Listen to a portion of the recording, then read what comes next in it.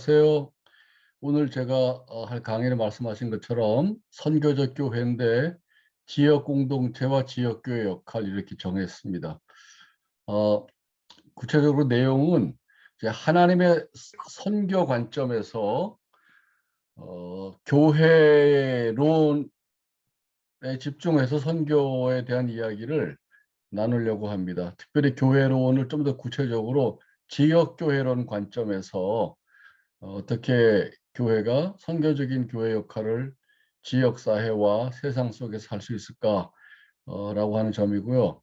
그리고 여기서 나오는 사례들은 한국 사례들이지만은 여러 번 선교 현장에서 어떻게 적용될 수 있을지 같이 생각해 보면서 서로 강의를 들으면 좋겠고, 1시간 반인데 한 1시간, 1시간 10분 정도 강의하고 20분, 30분 정도는 현장의 입장에서 다양한 현지의 분들이 오셨는데, 저도 이 사례를 한국 사례를 가지고 유럽 교회나 아니면 아시아 교회, 아프리카 또 중남미 전 세계 교회들 목사님들하고 같이 이야기 나누면서 다양한 대륙에 있는 교회들하고 서로 적용을 해봤기 때문에 여러분들도 다양한 대륙에서 지금 일하고 계시는데 오늘 제가 나누는 말씀들이 다양한 현장에서 어떻게 적용이 되고 어떤 차이가 있는지 또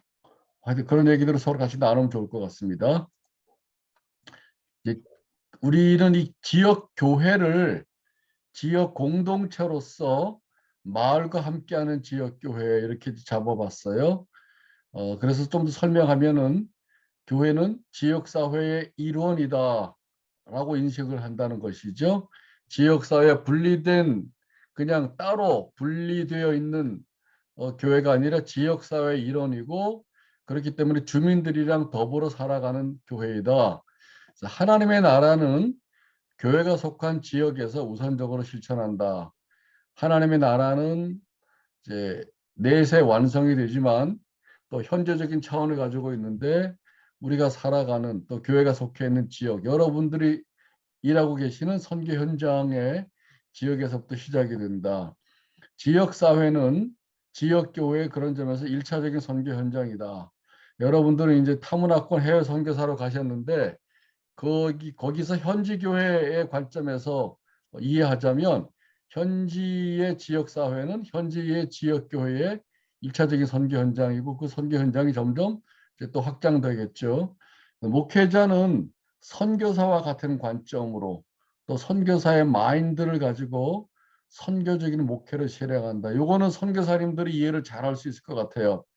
한국의 제도적인 교회에 속해 있는 분들은 제도와 조직 속에 묶여 있는 경우가 많은데 선교사들은 제도에 묶여 있지 않고 제도를 넘나들면서 선교 운동성을 가지고 있는 걸 말하는 것입니다.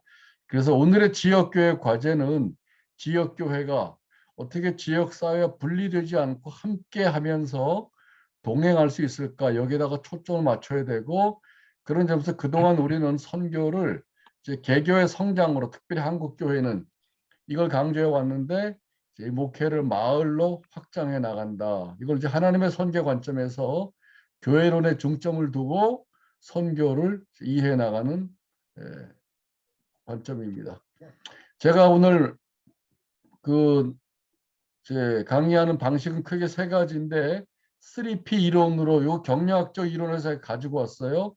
첫째는 필로조피, 경영자의 경영 철학처럼 우리 목회자들 혹은 선교사들의 그 이거는 theology로 바꿀 수도 있습니다. 신학적 관점이 뭐냐? 요건 이제 이론적 관점이고 제가 조금 이따 이론을 하고 두 번째 프린시플 실천 원리 실천의 사례는 다양하지만 다양한 사례로부터 공통적인 실천 원리들을 발견할 수 있습니다. 제가 한 10가지 정도로 정리했습니다. 그리고 그 다음에 그거를 구체적으로 실천해내는 프로그램의 내용들이 이제 다양한 프로그램들이 있습니다. 이거는 뭐 도시마다 농촌마다 나라마다 각각 다른데 창의적으로 만들어낼 수 있습니다. 그래서 프로그램들을 만들어내려면 우선 신학적인 관점들이 있어야 되고 두 번째, 그걸 어떤 원리로 현장에 실천할 수 있을까? 그러면 도대체 그 구체적인 내용은 무엇이냐? 이런 부분들 우리가 다른 사례로부터 가져오기도 하고 현장에서 또 창의적으로 직접 만들어낼 수도 있습니다. 자, 그러면 이제 이게 지금 선교 여기 약간 바뀌었네요. 그 지역 공동체와 선교적 교회 운동인데 이게 지금 저기 고쳐야 되겠네요. 선교적 교회를 정리를 간단하게 해보면은 세상을 향한 하나님의 사랑, 예, 하나님의 사랑에서부터 출발합니다. 선교는. 근데 그 선교가 어디 하나님 사랑이 누구를 향했느냐? 세상을 향한 사랑에 출발하고 그다음에 선교적 공동체로서의 교회 본질을 회복하고 그리고 우리 시대에 주어진 과제를 수행하면서 선교의 의미를 확장해서 이 땅에 하나님 나라 복음 전파와 실천을 지향하는 선교 운동이다. 크게 제가 테오리로는 세 가지 관점으로 설명을 하려고 해요. 첫째는 요한복음 3장 16절에 세상을 향한 하나님의 사랑에 대한 재해석. 두 번째 교회론, 교회 축소된 이해를 넘어서 본질을 회복하고 세 번째 파송, 선교가 모든 교회와 성도들에게 주어진 근본적인 소명이다. 선교는 선교사나 목회자들에게만 주어진 게 아니라 모든 성도들에게 주어진 소명이다. 그런 점에서 이 선교적 소명을 어떻게 우리 일상 속에 그리고 지역사회와 세계 안에 실천할 수 있을 것인가. 이런 목표를 가지고 같이 한번 생각해 보겠습니다. 선교적 교회 세 가지 특성이 있는데 하나는 공교회성. 우리가 사도신경에 고백할 때마다 거룩한 공교회를 믿습니다라고 하는 교회로는 사실은 교파주의를 넘어서고 개교주의를 넘어서서 세상의 모든 교회가 하나의 보편적이고 거룩한 사도적인 교회라는 고백을 우리가 하는 건데 그것이 이제 현실적으로는 나라와 지역에 따라서 다양한 형태와 전통으로 표현되지만 그 다양한 교회들 이면에는 하나의 교회라고 하는 이런 신앙 고백이 있다는 것이죠. 공공성, 하나님의 나라의 신학의 기초에 보면 이제 선교와 하나님의 나라는 교회 안에서 이루어지는 게 아니라 세상에 있는 모든 영역에서 실천되는 것이다. 그런 점에서 우리는 선교가 그 어떤 사적인 활동이 아니라 교파주의나 개교회주의 활동이 아니라 교파와 개교회가 참석하지만 그것을 뛰어넘는 공공성을 가지고 있다. 그 다음에 선교의 운동성, 성령의 확장성이라고 보는데 사도행전에서 대표적으로 묘사되어 있지만 이제 성령이 우리를 운동하게 만들어서 제도적인 교회의 정주와 또 무기력한 걸 넘어서 교회의 생명력을 불어넣어주는 그런 운동성. 그러니까 교회가 먼저가 아니라 선교 운동이 시작이 돼서 거기서 교회가 시작된 거거든요. 그러니까 이제 우리가 사도행전에서 볼 수 있는 것처럼 교회는 시간이 지나가면 제도화가 되고 조직을 갖게 되면서 체계로 갖추는 것처럼 보이지만 운동성을 잃어버리게 됩니다. 그리고 성령의 확장성이나 운동성 대신 인간의 활동으로 이렇게 변질되게 되는데 그런 점에서 선교적 교회는 본래 교회가 가지고 있는 선교적인 운동성을 회복하는 운동이다. 이렇게 이해할 수 있습니다. 자, 아까 말씀드린 세 가지 근거, 3P에서 첫 번째 P, 목회 철학, 선교 철학이죠. 세상을 향한 하나님의 사랑입니다. 두 번째, 세상을 향해서 파송받은 선교적 공동체. 세 번째는 세상 안에서 세상을 변화시키는 교회. 이게 교회론이 두 번째로 하고 파송이 세 번째로 하겠습니다. 첫 번째 이제 보면 요한복음 3장 16절을 근거로 해서 하나님의 선교 현장인 세상에 대한 생각을 먼저 해볼 텐데 세상은 하나님의 사랑의 대상이고 구원의 대상이다. 하나님은 세상 안에서 일하시고 선교 활동을 전개하신다. 이렇게 이제 이해할 수 있습니다. 세상은 크게 세 가지 차원을 갖는데 하나는 하나님이 만드신 아름답고 좋은 세상. 창조 후에 창세기 1장 31절 보면 하나님이 만드신 다음에 정말 좋다고 말씀하신 그 세상을 말하는 것이죠. 여기서 우리는 창조 신학, 여전히 하나님은 창조 세계의 통치자로 활동하신다는 것입니다. 그런데 두 번째, 하나님을 배반하고 자신이 주인이 되어서 부패한 타락한 세상, 로마서 12장 2절에 세상을 분받지 말라라고 하는 것, 여기에서 이제 세상을 구속하는 구속신학 혹은 구속신앙이 나옵니다. 그러나 그럼에도 불구하고 하나님은 포기하지 않으시고 여전히 세상을 사랑하시고 세상을 구원하신다는 것이죠. 그래서 선교는 이런 하나님의 창조의 신앙과 구속 신앙의 균형 위에 서 있어야 됩니다. 한국 교회는 창조 신앙이 약하고 구속 신앙이 강조되다 보니까 세상을 부정적으로만 보여. 여전히 하나님이 세상을 사랑하신다고 하는 말씀을 이해하기보다는 세상은 버림받은 존재라는 생각을 하는 경향이 많습니다. 심판의 대상이고, 그런 경우는 창조신앙에 빠져버린 구속신앙을 주로 얘기하기 때문에 여기에서 하나님의 나라는 내세에만 있고 기독교인의 삶의 의미는 현재적인 의미보다는 현재를 떠나서 내세 중심적인 부분에만 초점을 맞추게 되는 것이죠. 그러니까 이제 기독교인은 세상에서는 굉장히 무능력하고 별로 의미를 갖지 못한 축소된 그런 이제 교회 교인으로 만들어 버리는 그런 경향이 있습니다. 그런 점에서 우리는 구속 신앙과 창조 신앙의 균형을 이루어야 되는데 왜 창조 신앙이 중요하냐 하면 타락했지만 여전히 하나님은 타락했지만 하나님이 만드신 피조 세계를 사랑하고 계시고 그걸 회복하기를 원하시고 그렇기 때문에 아들 예수 그리스도를 보내셔서 이제 세상을 구원하신다는 것이죠. 구속 신앙은 창조 신앙 위에 근거해 있어야 됩니다. 그런 점에서 우리는 요한복음 3장 16절을 좀 새롭게 이해해야 할 필요가 있습니다. 여기에서 제가 교회로 넘어가기 전에 여러분들한테 한번 질문하려고 하는데 혹시 요한복음 3장 16절을 그 두 가지로 구분해서 혹시 생각해 보신 적 있으세요? 우리는 요한복음 3장 16절을 너무나 잘 아는 본문이긴 하지만 이 요한복음 3장 16절을 구원론 관점에서만 읽게 되면 우리는 하나님이 세상을 이처럼 사랑하사 독생자를 주셨으니라고 하는 전반부를 그냥 건너뛰고 누구든지 믿는 자마다 멸망치 않고 영생을 얻게 하려 하심이라는 후반부에만 초점을 둡니다. 저도 그렇게 이해해 왔지만 요한복음 3장 16절의 온전한 해석이 선교학과 선교적 교회론에 너무 중요하다는 사실을 새롭게 발견하게 됐어요. 거기서 우리는 창조신앙과 구속신앙의 종합을 이루고 그 종합을 선교신학의 토대로 삼아야 한다는 것이죠. 그러면 이거를 두 가지로 구분하면 전반부는 하나님이 세상을 이처럼 사랑하사 독생자를 주셨다라고 하는 부분은 바로 하나님과 하나님이 하신 일과 하나님의 궁극적인 관심이 어디에 있느냐에 관련된 파트입니다. 그다음에 후반부는 그 사실을 믿을 때 이제 멸망하지 않고 영생을 얻는다고 하는 구원론의 파트가 되는 것이죠.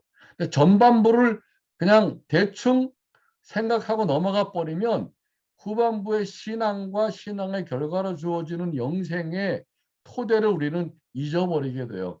그동안 우리는 요한복음 3장 16절을 구원론 관점에서만 읽으면 창조론과 창조신앙, 여전히 하나님의 피조 세계를 타락했지만 사랑하시고 어느 정도까지 사랑하셨냐 하면 아들 예수 그리스도를 보내시기까지 사랑하셨다고 하는 이 세상에 대한 관심을 갖지를 못하게 됩니다.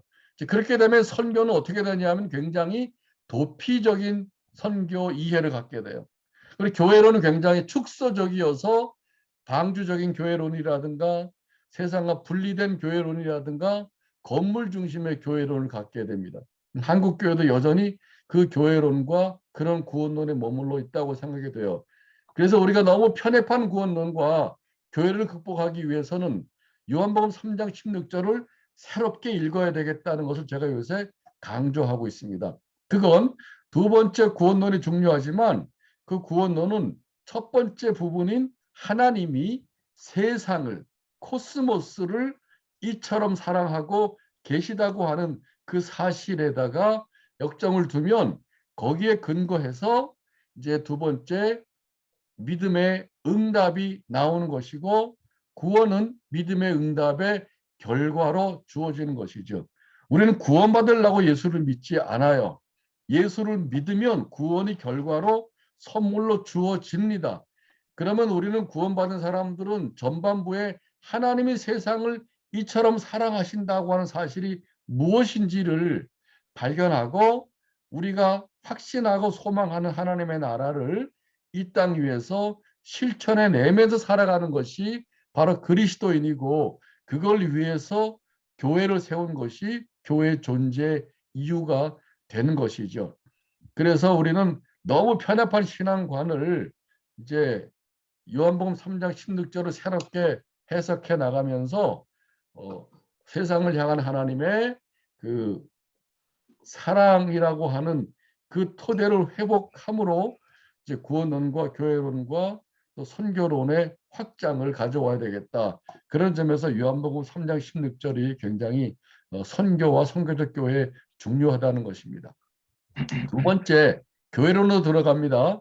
자, 교회론은 여러 가지 이해가 많지만 특별히 에베소서는 공교회론에 대한 이야기인데, 이제 그 공교회가 무엇이냐라고 할 때 요한복음 에베소서 1장 23절에서 우리가 찾을 수가 있어요. 여기 보면 교회는 그의 몸이니 만물 안에서 만물을 충만하게 하시는 이의 충만함이니라, 그렇게 이제 고백하고 있는데, 그 본문도 자세히 보면은 두 가지로 구분해서 첫 번째, 교회는 예수 그리스도의 몸이다. 그러니까 영으로 현존하시는 예수님의 현존이 바로 교회라는 것이죠. 교회가 그리스도의 몸이라는 건 뭘 말하냐 하면, 우리는 몸을 가지셨던 예수님을 본 적은 없지만 복음서에 몸을 가지고 활동하셨던 예수의 지상 사역을 우리가 알 수 있어요. 그래서 이 예수의 지상 사역을 선교적 기독론이라고 말할 수 있습니다. 미국의 선교학자 데럴 구더는 그런 점에서 선교적 기독론을 회복하고 예수의 지상 사역에 초점을 맞춰야 된다, 이렇게 얘기했어요. 예수의 지상 사역을 초점을 맞추지 못하면 우리는 너무 그 신앙의 대상인 그리스도론에다가 초점을 두게 되면 교회의 역할은 굉장히 이제 세상과 분리가 된 영적 중심의 그런 교회론을 갖게 되는 것이죠. 그런 점에서 교회가 무엇이냐? 첫 번째, 복음서에 기록된 예수님의 지상 사역을 실천하는 그런 그리스도의 몸이다. 그리스도의 몸은 구체적으로 코이노니아, 케리그마, 디아코니아로 설명할 수 있습니다. 코이노니아가 대단히 중요한데, 그건 예수님이 세상에 오셔서 사람들과 교제로 회복하셨는데, 특별히 유대인들의 배타적인 코이노니아를 넘어서서 그 당시에 사람으로 대접받지 못하는 사람들과의 관계로 회복하신 것이죠. 이게 바로 오늘날 그리스도인들이, 또 그리스도인의 공동체인 교회가 세상에서 하나님의 나라의 복음을 선포하는 과정의 출발점입니다. 코이노니아의 회복, 사람들과의 관계 회복. 예수님이 삭개오를 구원하기 위해서 삭개오와 교제를 시작하시고 그의 집에 들어가셨어요. 그런데 그 누가복음 10장 7절에 보면은 유대인들은 예수님의 그런 행동을 보고 막 뭐라고 중얼거립니다. 저가 선지자인데 삭개오 죄인 집에 들어간다고. 그때 예수님이 얘기하는 것이죠. 내가 이런 사람들과 교제하고 사귀러 왔다고. 구원하려고 왔다고. 한국 교회가 전도는 많이 하지만 교제 없는 전도로 하는 경향이 되게 많습니다. 선교의 대상으로 삼으면. 그러니까 여러분이 속해 있는 선교 현장의 교회들도 그 예수님의 지상 사역에서 발견하는 첫 번째 코이노니아를 회복해야 되겠다. 두 번째가 디아코니아입니다. 교제 위에서 섬김과 봉사를 하는 것이죠.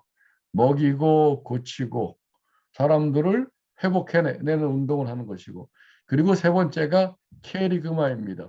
복음서를 읽어보면은 코이노니아, 디아코니아, 케리그마가 서로 얽혀 있지만 가만히 그 내용을 보면은 코이노니아가 기초이고, 그리고 디아코니아는 케리그마를 보여주는, 실제로 보여주고 경험하게 하는 말씀이고, 그리고 케리그마는 그거를 이제 설명해 줍니다. 선포하고. 그래서 코이노니아가 빠진 케리그마 디아코니아는 이건 이제 굉장히 자기중심적인 선교가 되는 것이죠. 그런 점에서 그리스도의 몸이라고 하는 교회가 실천해야 될 부분은 어떻게 우리가 지역교회에서 지역사회와 함께 교제하고 섬기고 봉사하면서 하나님의 말씀을 증거하느냐. 두 번째 파트가 만물 안에서 만물을 충만하게 하는 그리스도의 충만함이라는 거예요. 여기서도 보면은 교회를 편협하게 생각하는 어떤 방주나 건물 중심의 교회론이 아니라 만물 안에서 만물을 충만하게 하신다는 거, 1차적으로. 교회를 충만하게 하지 않습니다.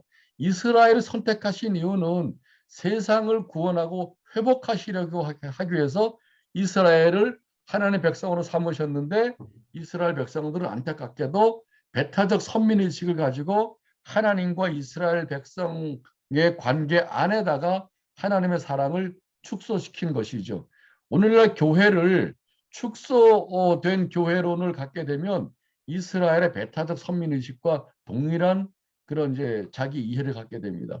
에베소서에서 보면 특별히 우리가 고백하는 공교회는, 교회란 만물 안에서 만물을 충만하게 하는 예수 그리스도의 충만함. 이게 엄청나게 중요한 부분이에요. 그러니까 경험하는 교회는 문제가 많지만 사실 교회론만 가지고도 얘기를 많이 할 수 있는데, 이 만물 안에서 만물을 충만하게 하는 그리스도의 충만함이라는 것은, 우리가 구주로 고백하는 그 주님은 이제 만물 안에서 만물을 새롭게 변화시키는 그런 목적으로 세상에 오셨다는 것이죠. 그거를 교회로 하여금 깨닫게 하고 교회에 예수 그리스도의 지상 사역을 맡겼다는 점에서 교회는 본질적으로 세상과 함께하고 세상 안으로 들어가고 세상 속에서 이제 그리스도의 복음을 실천하면서 또 증거하는 그런 이제 사명을 받았다, 이렇게 볼 수 있습니다. 세 번째, 성교적 교회론의 성서 근거로는 세상으로 파송받았다는 것이죠. 요한복음 17장 18절과 20장 21절인데, 부활하신 예수님이 20장 21절에 아버지가 나를 보내신 것 같이 나도 너희를 보낸다, 이렇게 말씀하셨고, 요한복음 17장 18절은 좀 더 구체적으로 아버지가 나를 세상에 보내신 것 같이 나도 그들을 세상에 보내었나이다, 그렇게 말합니다. 여기에서 하나님의 선교 관점에서 보면 교회는 그리스도에 의해서 세상으로 보냄받은 선교 공동체, 여기에 교회의 아이덴티티가 있습니다. 이 말씀을 받는 대상은 제자만이 아니라 예수를 따르는 모든 사람들이기 때문에 선교사들만 선교적인 부르심을 받은 게 아니라 기본적으로 1차적으로 모든 성도들이 세상으로 보냄을 받은 것이죠. 그래서 선교사님들은 그 보냄을 부르심을 갖고 이제 타문화권 현장으로 가셨고, 거기에서 현지 교회 교인들에게 이제 하나님 말씀을 전할 때 이 말씀은 선교사들에게만이 아니라 하나님을 믿고 예수를 믿는 모든 사람들에게 주어진 소명이라는 사실을 가르쳐야 됩니다. 그래서 세상으로 파송은 모든 성도에게 주어진 소명입니다. 교인들로부터 세상 속에 그리스도로 살아가는 것.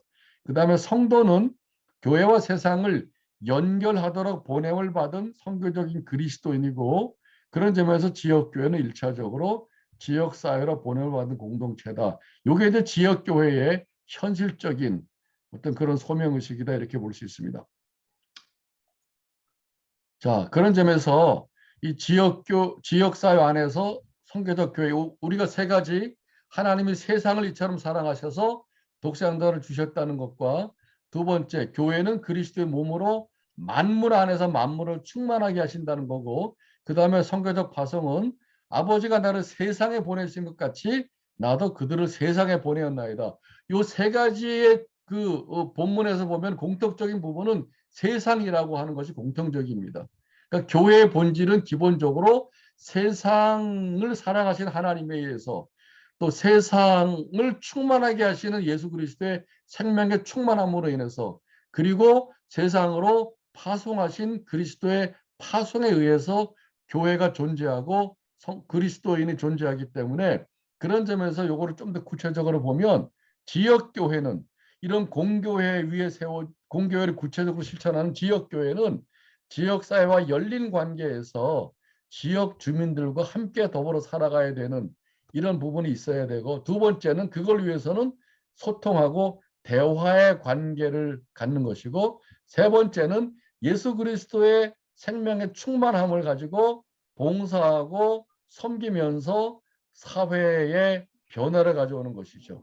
그런 점에서 우리는 지역교회는 본질적으로 세상을 향해 보냄을 받은 하나님의 선교에 참여하는 선교적 운동성을 갖는 것이 이게 바로 교회의 본질이다. 한국 교회도 한 70년대까지는 이런 운동성을 가지고 있었는데 그 이후부터는 굉장히 교회 중심주의적인 교회 내향성이 점점 굳어지고 있어요. 그리고 선교는 본질이 아니라 프로그램으로 활동하고 있고 지금 한국 교회도 그런 점에서 교회론의 회복이 필요합니다. 선교 운동체로서의 교회론에 대한 회복이 필요한 것이죠. 자, 그러면 이 부분이 앞부분에 말했던 첫 번째 필로소피, 티올로지입니다. 세상에 대해서 어떤 관점을 가지고 있어야 되는가. 그다음에 교회에 대해서 어떤 교회론을 가지고 있어야 되는가.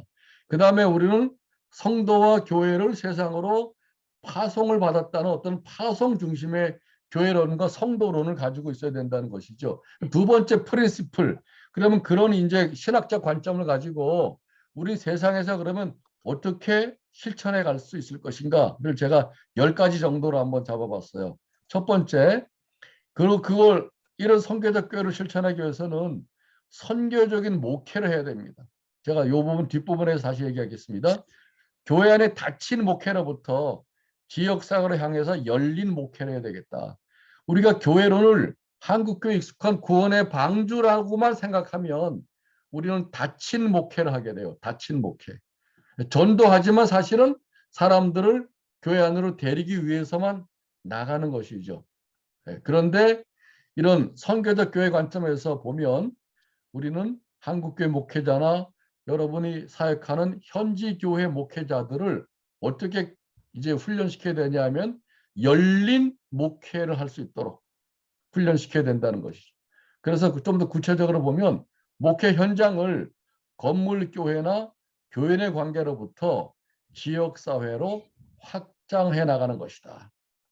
안산에 있는 미랄 침례교회 우리 노영상 총장님이랑 친구인데 그 목사님이 30년 동안 기성교회에서 목회하시다가 지역사회 함께하는 교회가 교회의 본질이라는 사명을 깨닫고 기존의 교회 중심적인 목회에서 지역사회와 함께하는 목회로 전환할 때 그 변화의 출발점을 이렇게 고백했어요. 목사실을 나와서 지역사회로 들어가는 것이다. 이게 사실은 선교사들에게서 배우는 내용입니다. 어떤 선교사가 여러분 선교 현장에 가서 사무실 안에 앉아 있겠어요? 나와서 지역 주민들이랑 교제하고 만나고 이슬람 지역이라도 마찬가지죠. 그 모든 주민들이랑 더불어 살아가는 이제 선교사가 되지 않으면 선교가 불가능한 거잖아요. 그런 점에서 오늘날 한국 교회도 한국 사회를 선교 현장으로 인식하고 더 이상 목사님이 교회 목사실 안에 머물러 있는 게 아니라 목사실을 나와서 지역사회와 주민 속으로 들어가는 선교적인 목회로 전환하지 않으면 교회는 제도와 건물 안에 갇힌 목회가 된다는 것입니다. 이로써 제가 이제 사례를 많이 연구했는데 양평에 있는 국수교회는 교회를 건물 교회가 아니라 교회가 속해 있는 모든 국수리 지역을 선교 현장이다 이렇게 선포를 했어요. 그다음에 생극교회도 이제 여기가 충북에 있는 생극면에 있는 교회인데 젊은 목사가 농촌 목회하러 10년 동안 들어갔다가 탈진하게 됐어요. 어느 날 교회를 벗어나서 동네로 나가 보니까 건물이 하나가 보였어요. 이 목사의 고백에 의하면 이 건물이 본래 여기 있었나 할 정도로 그 건물이 너무 생경스럽게 보였다는 것입니다. 다시 말하면 건물이 있었지만은 목사의 그 관심이 교회 안으로만 집중됐기 때문에 지역 사회를 제대로 파악하지를 못한 것이죠. 그 건물을 발견하고 건물 안에 도토리숲 작은 도서관을 만들면서 교회 안에 갇힌 목회가 아니라 지역 사회와 지역 주민들과 코이노니아를 회복하는 목회를 하기 시작했어요. 거기서 이 교회의 변화가 생기기 시작했습니다.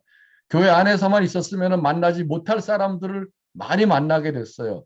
교회를 비판하는 사람도 만나고 교회를 들락날락하는 언저리에 있는 사람도 만나게 되고 그리고 교회 안 나오는 사람도 만나게 되고 이걸 선교적 교회론에서는 이제 그 이 교회하고 또 지역 사회를 연결하는 제3의 이제 그런 어 지역으로 우리가 그렇게 부르고 있습니다. 이런 부분들의 노력들이 필요하고 덕수교회 손인웅 목사님이 이제 목회를 잘하셨는데 이분은 지역사회 함께하는 교회를 잘하고 계시는데 그 표어가 되게 놀라워요. 하나님은 우리와 함께 우리는 하나님과 함께 이렇게 표현을 잡지 않았습니다.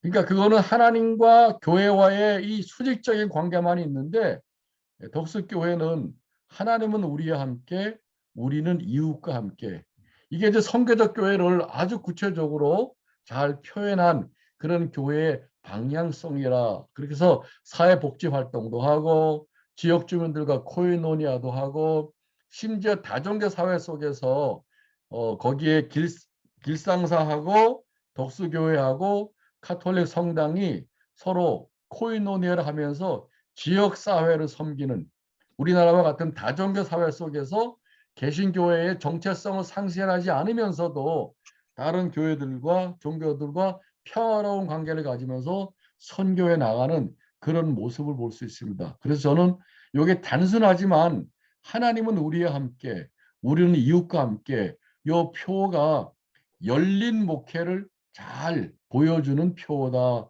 이렇게 생각이 됩니다. 이게 첫 번째 프린시플입니다. 두 번째 프린시플은 신교 없는 전도와 선교로부터 신교 안에 있는 전도와 선교. 다시 말하면 아까 예수님의 지상 사역에서 코이노니아가 우선이라 그랬잖아요. 코이노니아의 기반을 두고 그 다음에 사람들을 섬기고 봉사하고 그러면서 하나님의 나라의 말씀을 선포하셨잖아요. 근데 한국 교회가 전도는 열심히 하지만 어느 한 목사님이 한국의 지역 교회를 이렇게 표현했어요. 지역 교회가 지역사회 전도는 하지만 지역사회에 관심은 없다. 저는 요거를 신교 없는 전도와 선교라는 말로 재표현을 했습니다. 이러면 철저하게 교회 중심적인 선교가 되고 지역사회나 지역 주민들하고는 관계가 없는 전도가 되는 것이죠. 한국교회도 7, 80년대까지 이렇게 해도 선교가 됐지만 오늘날은 절대로 선교가 안 됩니다. 오늘날은 코이노니아 회복이 제일 중요해요. 그래서 선교적 교회를 실천하는 교회 사례들을 연구해 보면 목회자와 성도들이 전부 지역 주민들과 함께 코이노니아를 회복하면서 거기에 기초해서 이제 봉사와 전도 활동을 해 나가는 것이죠. 그러니까 더 이상 한국 교회는 지역 교회가 지역사회 전도를 하지만 지역사회에 관심이 없다고 하는 이런 이제 그 관점들을 넘어서야 됩니다. 그래서 교회 중심의 전도를 지향하고 지역사회와 주민들과 코이노니아, 다른 말로 말하면 신뢰관계를 회복해야 된다는 걸 말하는 것이죠. 신뢰관계를 회복하면서 거기에 기초해서 복음전도와 봉사활동을 하는 건데 이게 바로 예수님의 공생애를 선교적 교회 관점에서 보면 그분의 활동은 지상사역은 코이노니아에 기초해서 복음을 전하고 디아코니아를 실천해내는 그런 부분이다라는 것입니다. 사례로는 한남제일교회, 홍천에 있는 도심리교회. 여러분 유튜브에서 홍동환 목사의 나의 미천한 선교 이론 이걸 한번 꼭 찾아보세요. 이 홍동환 목사님이 이제 홍천에 교회가 없는 도심리 지역에 선교 공동체를 세우려고 그리고 앞으로 선교사로 나가기 위해서 이제 기도로 준비하려고 들어가려고 그랬는데 마을 사람들이 다 못 오게 막았어요. 목사니까. 어쨌든 얘기해가지고 이제 동네에 다니면서 전도하지 않겠다고 서약을 하고 그 교회로 그 동네로 이사하게 됐는데 그 목사님이 전도하지 않겠다고 서약하면서 마음속으로 이렇게 얘기했다고 합니다. 말로는 전도하지 않겠다는 것이죠. 전도는 굉장히 다양한 방식이 있습니다. 코이노니아도 있고 디아코니아도 있고. 근데 놀랍게도 그런 과정을 통해서 성도들과 교제하고 성도들을 섬기면서 한 몇 년 지난 다음에 그 홍동안 목사의 이사하는 걸 막았던 사람에 의해서 목사님, 이제 우리도 낮에는 일하고 밤에는 예배드리는 교회를 시작하면 좋겠어요. 그렇게 얘기를 하시고 그걸 통해서 이제 교회가 시작이 돼서 지금은 동네 절반이 예수를 믿고 그리고 추수감사절에는 모든 동네 사람들이 다 교회에 와서 추수감사절 예배를 드리는 지역을 복음화하게 됐습니다. 그것도 보면은 철저하게 지역사회 전도하려고 들어간 게 아니라 지역을 관심을 가지고 코이노니아하고 이제 봉사하는 과정을 통해서 캐리그마 복음을 전할 수 있는 기회를 갖게 된 것이죠. 그러니까 말로 전하기 전에 행동과 삶이 전도가 돼서 그 다음에 이제 복음을 전할 수 있는 기회를 얻게 되었습니다. 두 번째, 선교적 교회, 지역사회 함께하는 교회 실천 원리는 신교 안에 있는 코이노니아의 토대를 둔 전도와 선교를 지향해야 되겠다. 세 번째는 이제 그리스도인의 정체성인데 우리는 그동안 너무 교회 중심적인 교회론을 갖게 되면 교인으로 우리가 그렇게 이해하게 됐습니다. 그러나 지역사회 함께하는 교회론에 비춰보게 될 때 교인은 교인과 지역 주민의 이 이중적 정체성을 갖도록 해야 된다는 것이죠. 그러니까 여러분들이 목회하고 선교하고 있는 선교 현장에서 현지인들이 단순히 교회 교인으로만이 아니라 지역사회에 속해 있는 주민으로도 충실하게 살아가도록 해야 되겠다. 그래서 또 사례로는 충북 지역의 송악교회, 여러분이 송악교회는 유튜브에 있는데 그 생명의 샘 송악교회를 찾아보세요. 생명의 샘 송악교회. 거기서 송악교회 이야기를 잘 볼 수가 있습니다. 평소에 지역사회에 관심을 가지고 적극적으로 참여하면서 교회도 살아있고 학교도 성장하고 지역 마을 전체를 아름다운 마을로 만들어가는 것이죠. 하나님이 창조하신 피조 세계를 아름다운 하나님의 본래 원하시는 세계로 만들어가면서 대부분 농촌교회가 약한데 교회들이 살아 움직이고 그리고 초등학교는 지금 300명이 모여요. 거기에 이 교회 역할이 굉장히 중요합니다. 그런 점에서 우리는 교회 안에서 성도들만의 교제가 아니라 교회 밖에 지역 주민들과의 교제로 영역을 확장시켜야 되겠다. 그리고 개신교회의 핵심적인 모토인 코람되어 어떻게 성도들을 목사 앞에서 예배를 드리는 공동체만이 아니라 한 주간 동안 세상 속에서 하나님 앞에서 살아가는 그런 그리스도인으로 세워올 것인가. 이런 점에서 우리는 사실 아까 요한복음 20장 21절에 아버지가 나를 보내신 것 같이 나도 너희를 세상으로 보낸다라고 하는 파송된 성도, 교인의 정체성과 일치하고 있습니다. 그들의 일상이 그들의 직업적 삶이 이제 하나님 앞에서 살아가는 소명으로 살아가도록 그렇게 설교하고 성경을 공부하고 가르쳐야 되겠다. 이런 걸 하려고 그러면 아까 말씀드린 것처럼 세상에 대한 이해, 교회에 대한 이해, 성도에 대한 이해, 일상에 대한 이해 이런 부분의 신학적인 관점 첫 번째 P가 새롭게 바뀌어지지 않으면 이런 실천이 이루어지지 못한다는 것입니다. 선교적 교회의 첫 출발점은 신학적인 전환에서부터 오는 것이다. 이렇게 말씀을 드릴 수 있어요. 자, 이건 그리스도인의 정체성. 네 번째, 이건 이제 구체적인 원리입니다.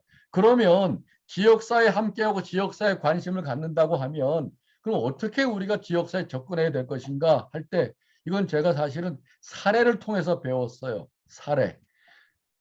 그 큰 교회든 작은 교회든 시간이 지나가면서 지역 사회를 위해서 이제 여러 가지 활동을 많이 하는데 그 활동을 하게 하는 원리가 무엇일까 가만히 들어가 보니까 공통적인 원리는 바로 지역사회 필요를 발견하는 것입니다.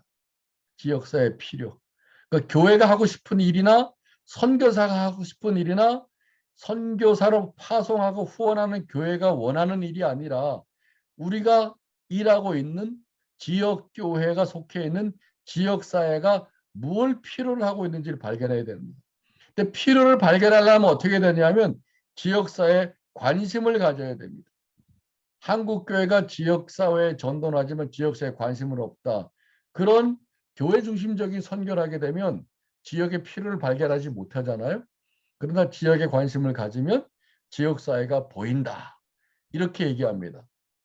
그래서 지역사회 특성을 파악하는 게 기본이죠. 선교사님들에게는. 주민들의 관점에서 필요를 발견하는 것이죠. 여기서부터 지역사회를 위한 사역 개발이 되는 것이죠. 이게 바로 세 번째 P입니다. 프로그램. 프로그램을 만들어내는 원리는 지역사회에 관심을 가지고 특성을 파악하다 보면 지역사회 필요가 발견하게 되고 거기서부터 이제 프로그램을 만들어가게 되는 것이죠. 요즘은 한국 교회는 지역의 주민자치위원회 거기에 많이 들어가요. 그래서 지역사회에 관심이 무엇인가, 필요가 무엇인가, 여기도 사례가 굉장히 많이 있습니다. 지역사회 만나는 지점, 이걸 근접공간, 제3의 지점을 근접공간, 아까 말한 도토리 숲 나무 도서관 같은 책방 같은 공부방 같은 그런 것들이 다 지역사회 만나는 근접공간이고 여기에 지역사회가 필요로 하는 주제와 내용에 초점을 맞추게 되는 것이죠. 자, 여기 뭐 세 가지 사례를 제가 뒀는데 이제 이 행복한 교회는 작은 교회예요. 젊은 목사가 하고 있는데 이 목사가 이런 관점을 가지고 목회를 하려고 하면서 주민자치위원회에 들어갔는데 지역사회 관심과 필요가 뭔가를 발견하게 됐어요. 공동 육아 공간을 원하는 것입니다. 이 목사님은 교회가 이 공간을 위해서 주중에 이제 제공할 준비가 돼 있어요. 그러니까 구청에서 1억 2천만 원을 지원해가지고 교회를 리모델링 했습니다. 여기서부터 이 교회가 이제 전환이 되는 것이죠. 지역사회 함께하고 지역사회 필요를 함께 나누고 그러면서 점점 지역사회 안으로 들어가는 것이죠. 지역사회 코이노니아를 하고 지역사회와 디아코니를 하면서 지역사회 속에 하나님의 나라의 복음을 증거하고 실천할 수 있는 기회가 점점 더 많아지는 것입니다. 이런 부분들이 공명교회, 양평에 있는 공명교회는 마을 학교를 15개 정도 해요. 주중에 작은 개척교회인데 이것도 역시 지역의 주민들이 뭘 필요로 하는가 해가지고 이제 어린아이들 인문학 공부도 하고 또 어린아이들에게 초점을 맞추다 보니까 엄마들이 찾아오고 그리고 이제 부부가 찾아와서 어른들 인문학 교육도 하고 조그만 집을 이제 전세 내서 하고 있는데 굉장히 활발하게 활동하고 있습니다. 그다음에 은평구에 있는 바오박 성암교회도 바오박 카페라고 하는 근접 공간을 만들어서 지역사회 활발하게 교제하면서 이제 활동하는 것이죠. 그래서 네 번째 그 프린시플은 지역사회 관심을 가지고 필요를 발견하고 거기서부터 지역사회를 위한 사역을 프로그램들을 만들어가는 것이다. 다섯 번째, 자 그러면 우리는 조금 전에 교회 바깥의 필요를 발견한다면 교회 안에서는 뭐 하느냐? 교회 안에 하나님이 주신 은사를 자원을 발굴하는 거예요. 이거 굉장히 중요합니다. 앞으로 훌륭한 목사는 교회 안에 자원을 발견하는 목사가 되어야 돼요. 인적 자원, 물적 자원, 또 공간적인 자원, 그리고 교회 바깥에 있는 자원들을 발굴을 하는 것이죠.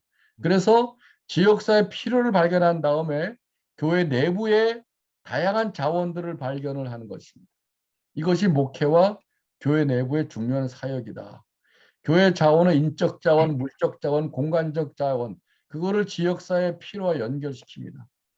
교회 자원을 보면은 자발적으로 헌신하는 성도, 다양한 전문성과 은사를 가지고 있는, 그다음에 재정적인 헌신, 지역사회 다양한 분야의 전문인, 지역교회들의 네트워크, 이게 다 지역사회를 섬길 수 있는 교회에 주어진 자원입니다. 교회 안의 자원뿐만 아니라 지역사회 기관들, 단체들과 협력해서 네트워크를 형성하고 이걸 이제 함께 공유해 나가는 것이죠. 그런 점에서 선교적 교회를 실천하는 목회자들은 교회 안과 교회 바깥에 자원을 발견하는 그런 이제 안목이 필요하고 교회 안에 성도들이 그 자신이 받은 은사가 무엇인지 한 달란트 받은 사람처럼 평생 땅속에 묻어두고 살아가지 않도록 해야 돼요. 전남 완도에 보면은 성광교회가 있는데 성광교회는 성도들이 한 3, 400명 모이는데 평신도 위원회는 850개 평신도 위원회가 있습니다. 그 목사님의 목회의 그 모토는 뭐냐면 교회 안 실업자 없애기예요. 실업자. 제가 있는 그 이제 수도권의 교회에 보면 성도들이 많은데 대부분 실업자들이 많아요. 그러니까 교회 활동에 참여하지 못하고 예배만 드리고 돌아간다는 것이죠. 그래서 어떻게 우리가 성도들을 교회 안에 그 은사를 발굴해 가지고 교회를 섬기고 지역 사회를 섬기는 그런 하나님의 백성으로 세울 것인가는 전적으로 목회자에게 또 교회의 중요한 역할을 맡은 재직들의 책임이 있습니다. 그동안은 우리가 목회를 교회 중심적인 관점에서 주로 교인들에게 목사 설교 잘 듣고 예배 참석하면 그것이 다라고 생각해 왔지만은 앞으로 목회는 성도들의 숨겨진 은사, 학교에서도 발견 못하고 사회에서도 발견 못하지만 그러나 하나님이 주신 다양한 은사들을 교회 안에서 발견해서 그걸 교회 안에서 세상에서 직장에서 일상에서 실천해내면서 하나님의 사람으로 살아가서 그 개인이 성장하고 또 보람이 있고 자기를 실현해 나가는 그런 성도로 세워가는 것이 그게 훌륭한 목회자 역할이다. 그런 점에서 이런 목사를 우리는 이네이블러라고 말해요. 이네이블러. 네.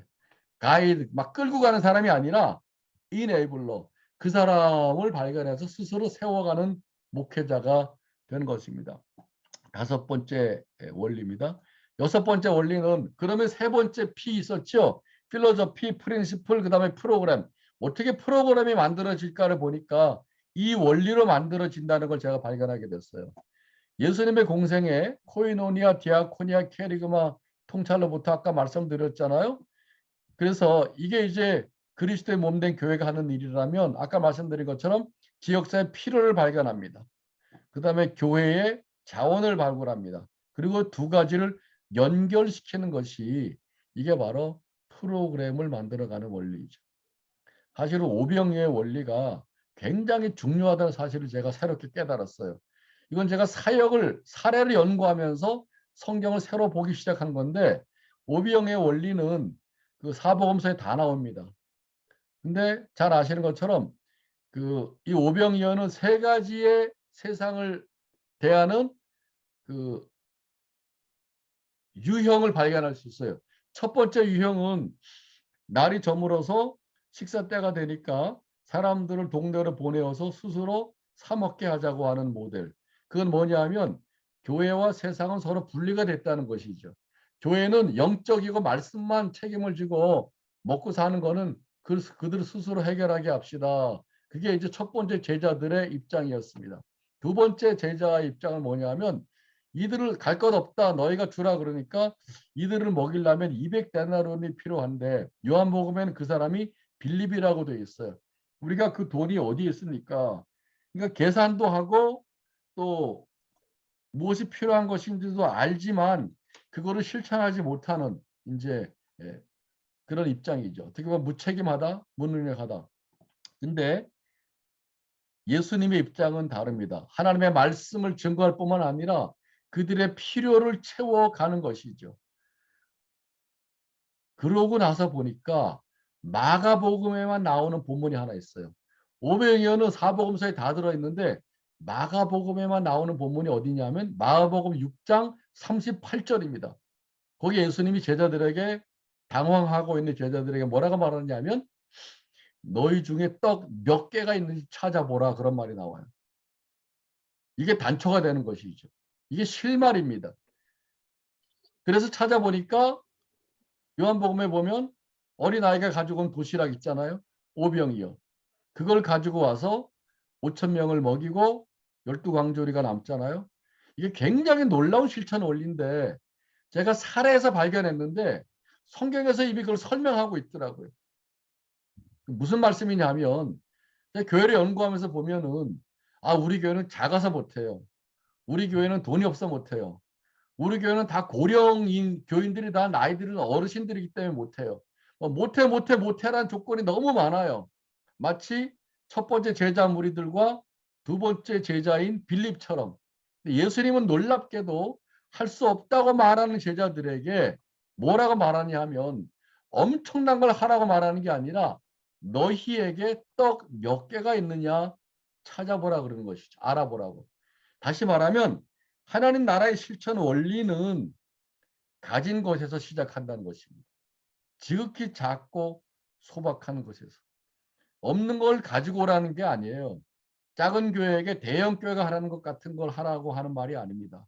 각자 주신 하나님이 주신 자원과 은사와 물질과 경험들 거기서부터 시작하는 것이죠. 사례를 연구해 보니까 대부분 목사들의 달란트가 아주 중요한 자원이라는 걸 발견하게 됐어요. 목사님이 가지고 있는 은사, 성도들이 가지고 있는 은사에서도 출발합니다. 그리고 지역사회의 필요를 발견하는 것부터 시작이 됩니다. 그러니까 이 모병의 사건도 34절에 보면은 33절에 보면 예수님이 그 사람들을 바라보면서 불쌍히 여기시는 마음에서부터 출발하십니다. 제자들은 예수님의 말씀을 증거하는 것에만 관심을 가졌겠지만 신학적인 관심만 가졌겠지만 예수님은 그 무리들을 보고 긍휼히 여기셨다고 하는 말씀이 나와요. 거기서부터 출발해요. 다시 말하면 사람들에 대한 관심을 가지고 그러고 나니까 예수님은 그들에게 영적인 필요뿐만 아니라 육체적인 필요가 있다는 걸 알고 계시는 것이죠.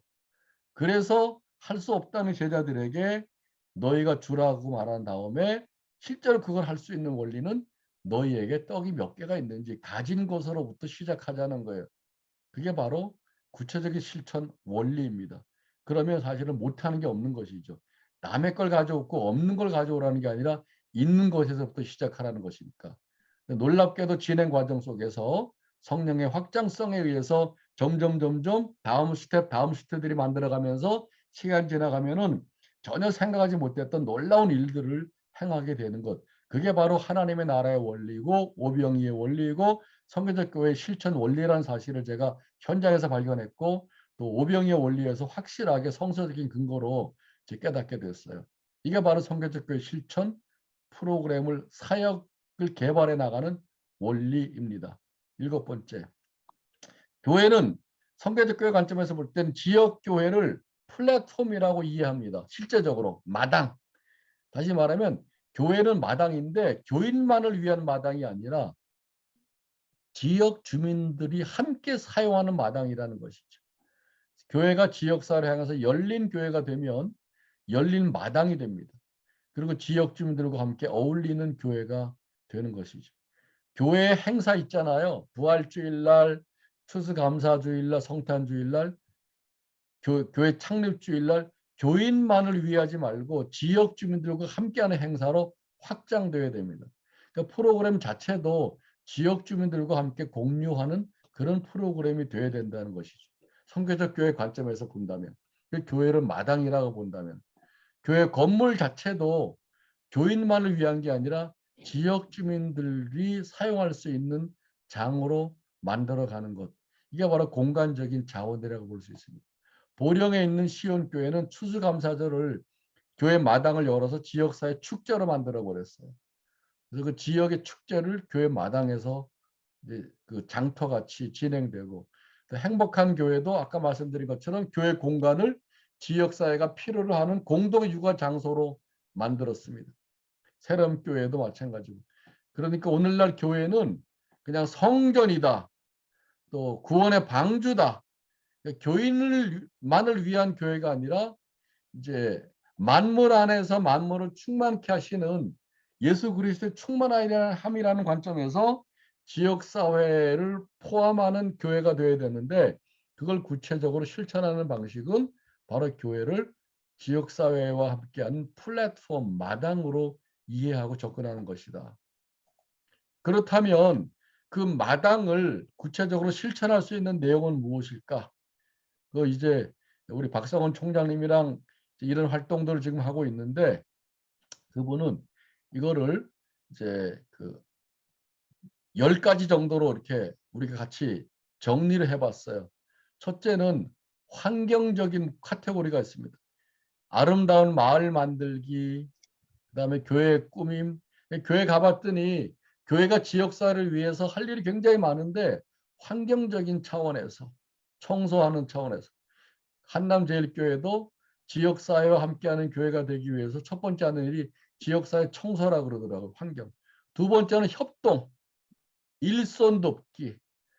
그 여러분 보시라고 하는 그 홍천 도심리교 홍동할 목사는 동네 어르신들 도와주는 것부터 시작을 해가지고 이제 지역사회에서 반대했던 교회까지 세우게 됐어요.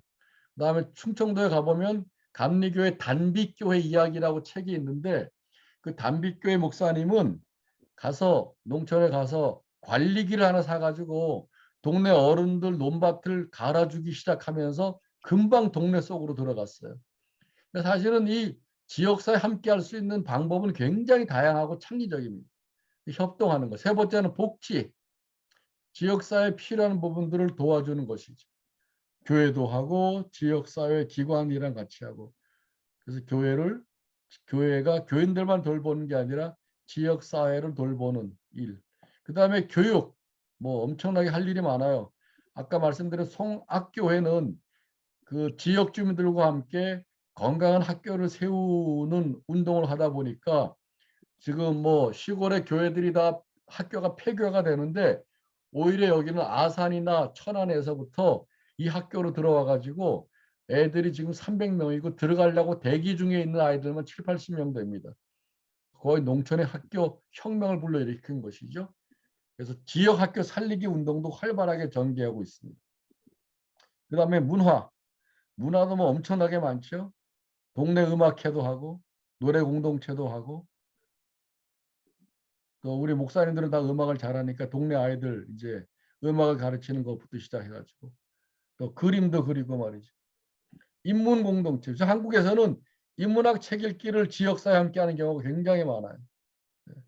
어린아이들 인문학 교육 교회가 하는 거 너무 좋습니다.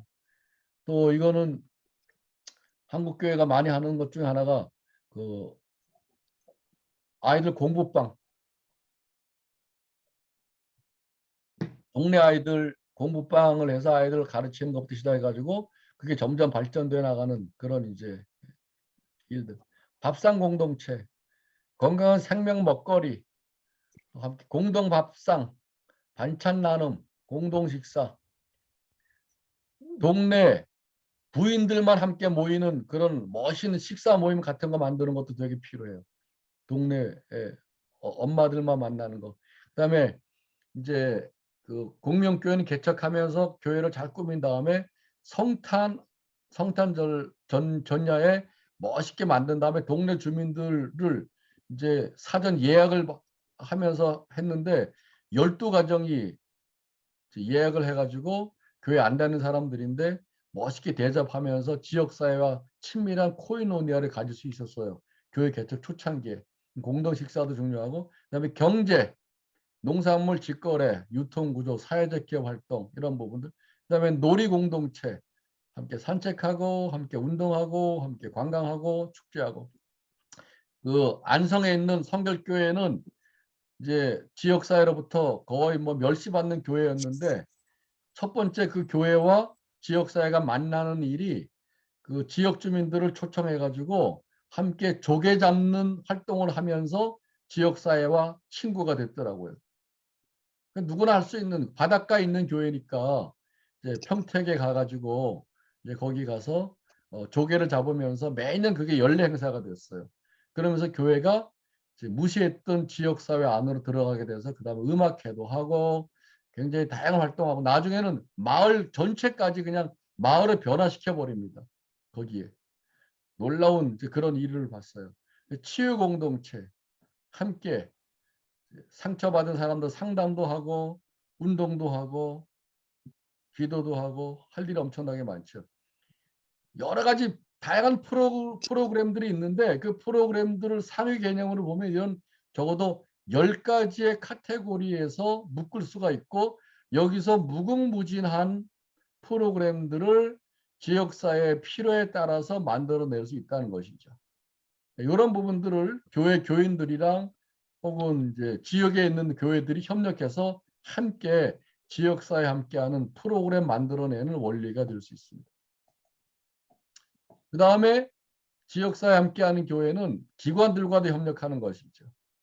지역의 필요에 따라서 다양한 시민단체 기관들과 협력해서 더 체계적이고 폭넓은 작은 교회이기 때문에 오히려 지역의 기관들과 협력해야 되겠다라고 말하는 교회들도 있었습니다. 한국은 지금 마을 만들기 운동이 활발한데 거기에 교회도 적극적으로 참석해 나가면서 마을을 만들어가는 건데, 제가 송악교회 그 생명의 샘 송악교회 유튜브를 한번 보라 그랬잖아요. 그 교회는 모토가 지역을 하나님의 나라로, 교회 재직을 지역사회 리더로 굉장히 활발하게 참여하고 있습니다.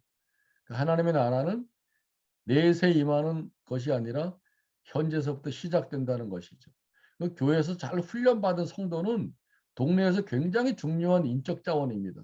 그걸 교인으로만 활용하지 말고 지역사회를 발전시켜 나가는 사회적인 리더로 활동하도록 기회를 주는 것이죠. 그 다음에 9번째, 지역 에큐메니즘.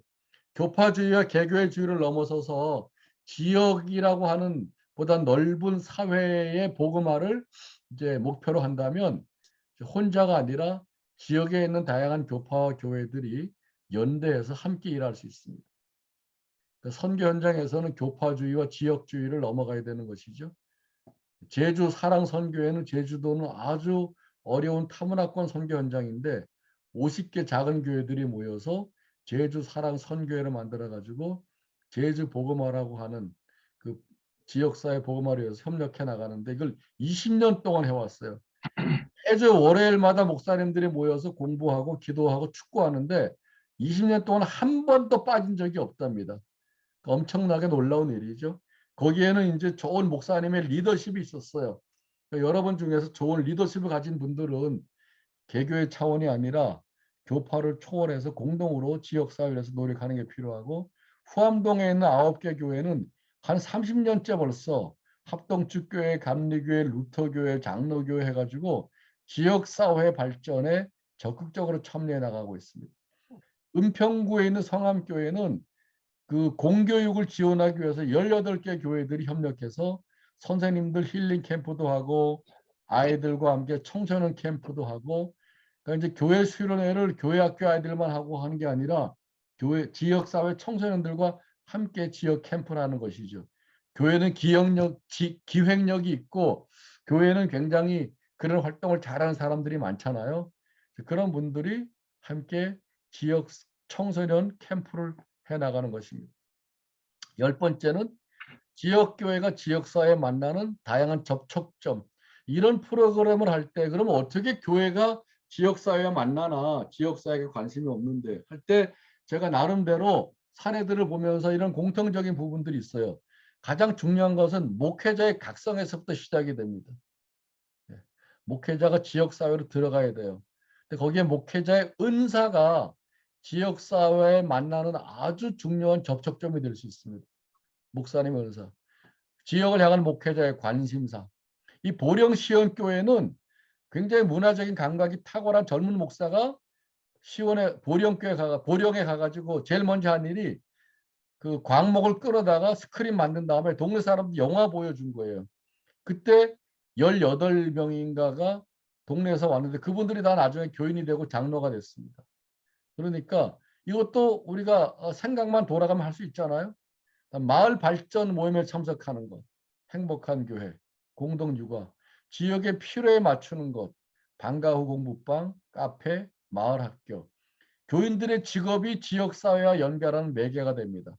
송악교회는 유기농업이라는 거, 유기농, 또 학교교육, 그 다음에 목회자가 지역을 섬기는 활동, 도심립교 홍동한 목사, 또 담비교회, 그 다음에 교회 내부의 변화로부터 지역사회를 향하는 유련교회, 아까 그 조개잡이 한 거. 그러니까 이런 접촉점을 찾아야 돼요. 교회 따로, 세상 따로, 전도할 때만 만나는 그런 만남이 아니라 평상시에 어떻게 교회가 지역사회에 함께 할 수 있을까. 그래서 이걸 종합해 보면은 이렇게 정리할 수 있습니다. 지역 공동체를 형성하는 선교적 교회 운동. 사실 이건 다른 말로 말하면 하나님의 나라 운동이에요. 하나님의 나라의 지역화 운동이라고 말할 수 있습니다. 그리고 신앙의 진정성, 신뢰를 회복하고 주민들과 교제, 코이노니아를 나누고 지역사회 필요를 실천해 나가는 교회, 또 그리스도인들을 예배드릴 때만이 아니라 일상을 어떻게 하나님 앞에서 살아가는 그들의 삶의 현장을 파송의 현장으로 인식하고 살아가게 할까? 그리고 지역교회들이 어떻게 지역복음화를 위해서 협력할까? 그걸 위해서 기성교회에서 선교적 교회 전환의 시작은 목회자 사무실을 나와서 지역 안으로 들어가는 것이다. 목회자가 제일 중요해요. 목회자의 신학적인 새로운 인식에서부터 목회자의 전환이 오고 거기서부터 이제 목회가 달라지는 것이죠. 그걸 저는 선교적인 목회라고 그렇게 이름을 붙입니다. 목회자 인식의 전환과 의식의 확장. 자양교회 목사님은 나는 교인들에게 존경받는 목회자가 되기보다 지역 주민들에게 존경받는 목회자가 되고 싶다. 목사님 마음속에는 교인들만이 아니라 지역 주민들이 들어와 있는 것이죠. 한남제일교회 오창호 목사님은 32살에 그 유흥가가 있는 이 이태원의 담임 목사를 가면서 나는 여기에 담임 목사가 아니라 이 동네의 마을 지기를 부임한다. 이 선교사들 의식이잖아요. 안산 미랄교회 목사님은 교회 건물 중심의 목회로부터 선교적 목회로 전환하면서 교회 안에 목사실을 나와서 세상과 소통하는 것이다. 제가 최근에 만난 제 제자 목사는 여수에서 목회하고 있는데 교회 집에서 교회까지 갈 때 짧은 거리지만 맨날 차로 가다가 어느 날 차를 놔두고 교회까지 이렇게 지나가면서 그 사이에 있는 시장터를 지나가게 됐어요. 그 목사가 한 말이 굉장히 중요합니다. 걸어가다 보니까 동네가 보인다는 거예요. 목회자들에게는 동네가 보여야 됩니다. 그리고 사람이 보이고 지역 주민들이랑 대화를 하고 그중에서 교회 다니다가 안 다니는 사람을 만나게 되고 제가 한번 기도해 드릴까요? 그랬더니 좋다고 기도하고 그러면서 이제 교회 목사가 동네 목사로 전환하기 시작한 것이죠. 사실은 선교적 교회를 실천하는 일은 의외로 간단합니다. 목사님이 자동차를 안 타고 걸어가면 돼요. 다시 말하면 지역과 코이노니아를 시작하면 된다는 것이죠. 난 교회 목사가 아니라 지역의 목사다. 이런 인식을 현직의 목회자들에게도 갖게 하는 게 필요합니다. 그런 리더십의 특징을 제가 정리해 봤어요. 전통적인 리더십과 선교적 목회라는 리더십. 교회 구조에서 보면은 오는 구조, 전도에서 주로 데리고 오는 쪽이 전통적이라면 선교적 목회는 고 스트럭처, 나가는 목회입니다. 목사실을 나가는 거예요. 지역 주민에게.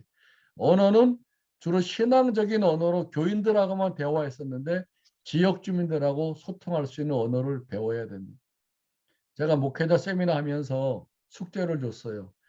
지역 주민들이랑 다섯 분 정도 만나서 대화해보기.